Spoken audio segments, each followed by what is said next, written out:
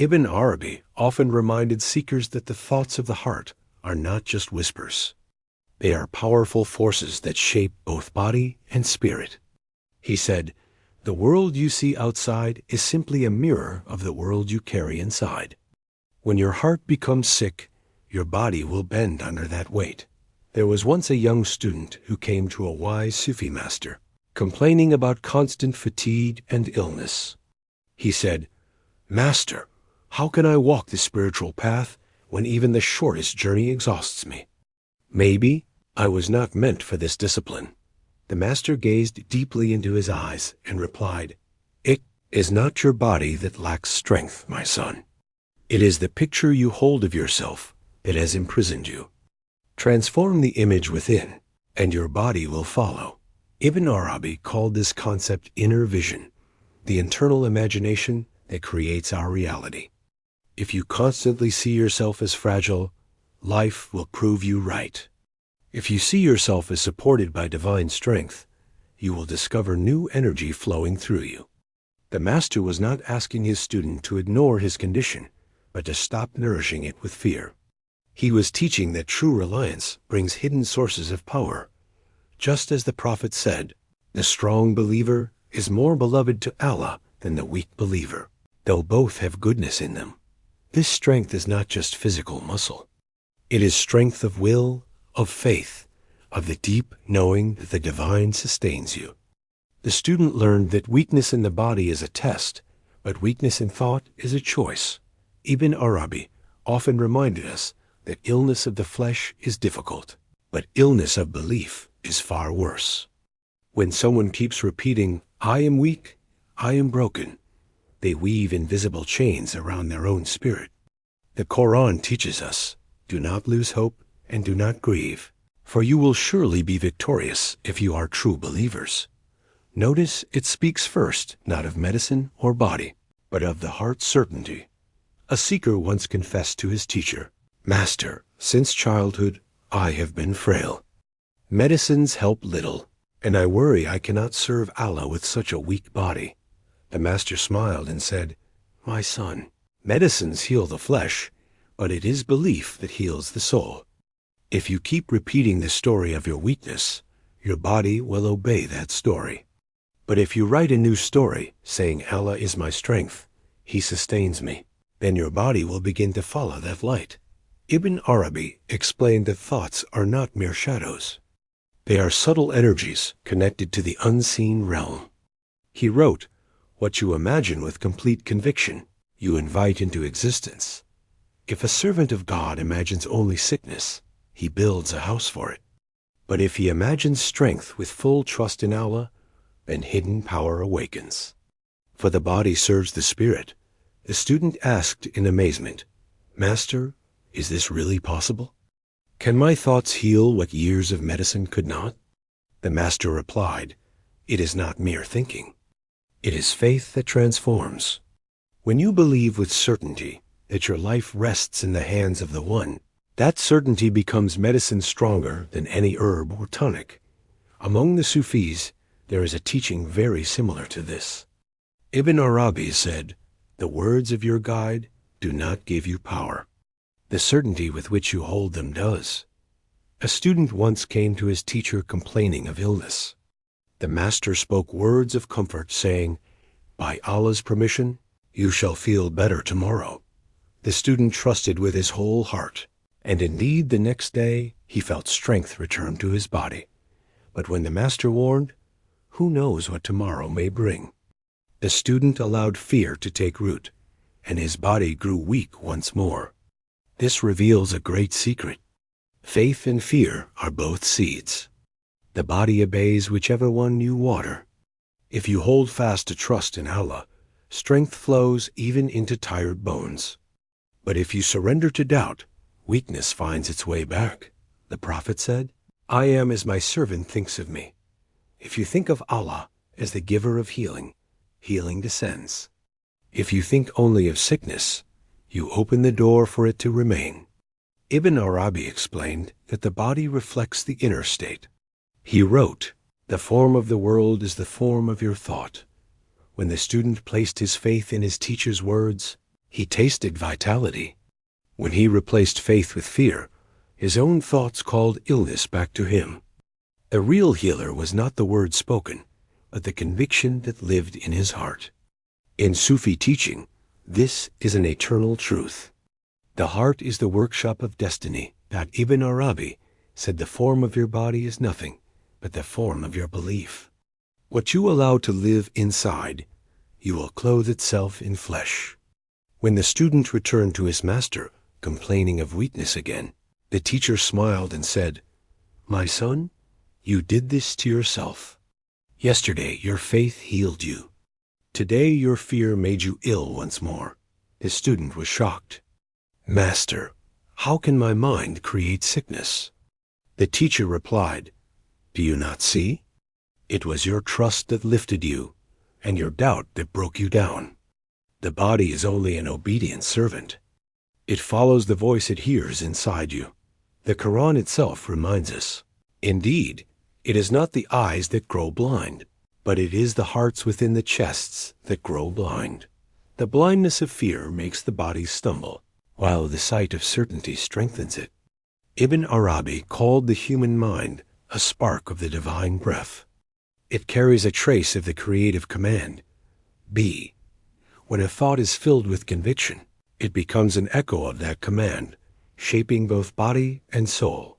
The Master explained, "Your body is created by your inner state. It is not only your flesh that obeys your thoughts, but your mind, your willpower, and your very life force. When you think weakly, your will weakens. When you think strongly, your spirit expands." Ibn Arabi called this moment the unveiling of true certainty. He said, "When the heart believes with complete intensity, the unseen world bends to meet it." The student, though sick and frail, suddenly felt a mysterious lightness and strength flow through him, because, for the first time, his inner image changed. His body had no choice but to follow. The Quran tells us, "Is it not by the remembrance of Allah that hearts find rest?" When the heart finds rest, the body too receives peace. Stress, fear, and doubt vanish, and vitality returns.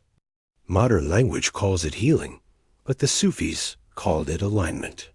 When the servant's belief aligns with divine will, transformation happens in ways the mind cannot explain.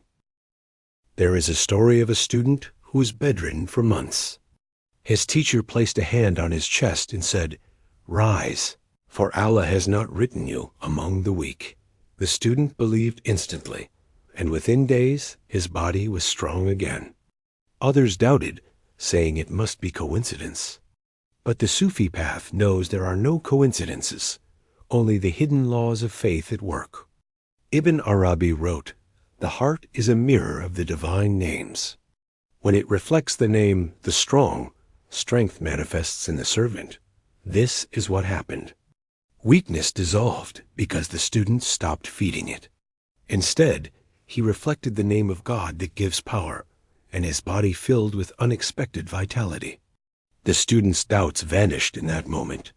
He understood it was not medicine, not circumstances, but his inner certainty that called forth strength. And once certainty came, the illness disappeared as though it had never existed.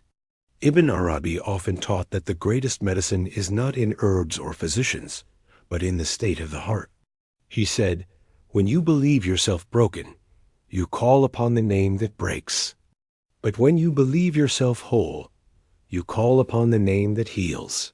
Many people seek cure after cure, but secretly carry the conviction, "I will never be well." That belief itself becomes their illness.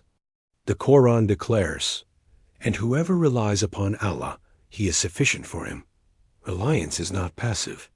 It is the active choice to see good where others see only misfortune.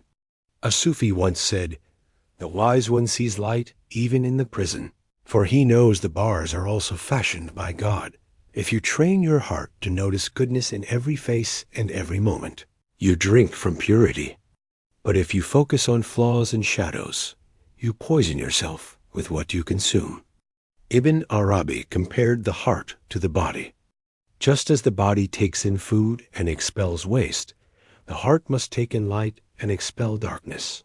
When you cling to envy, resentment, or suspicion, those poisons will etch themselves onto your face and dim your energy. But when you nurture mercy, gratitude, and hope, your very presence becomes medicine to others. The key is awareness. Thoughts are like guests. They knock constantly. If you remain unconscious, both noble and destructive ones enter freely. But when you are awake, you choose who crosses your threshold. This is why the Sufis practice deep watchfulness of the heart. It is a form of meditation in which you sit quietly observing the stream of thought, letting harmful ones pass like smoke, and anchoring yourself in the remembrance of God. Ibn Arabi wrote, "The heart polished by remembrance reflects only the beauty of the real. And when the real is reflected, your thoughts no longer break you, they heal you. The heart is a field, and every thought is a seed. If you scatter seeds carelessly, weeds will cover the garden. But if you are alert, watching carefully what enters, then only the seeds of light take root." He said, "Awareness is the guardian of the heart. Without it, you are robbed in your own house." To awaken this awareness, the Sufis practice silent watchfulness. Sit with your thoughts. Observe them as they rise, but do not let them drag you away. The more alert you become, the more power you have to choose which thoughts stay. This is the beginning of mastery. Focus strengthens this mastery.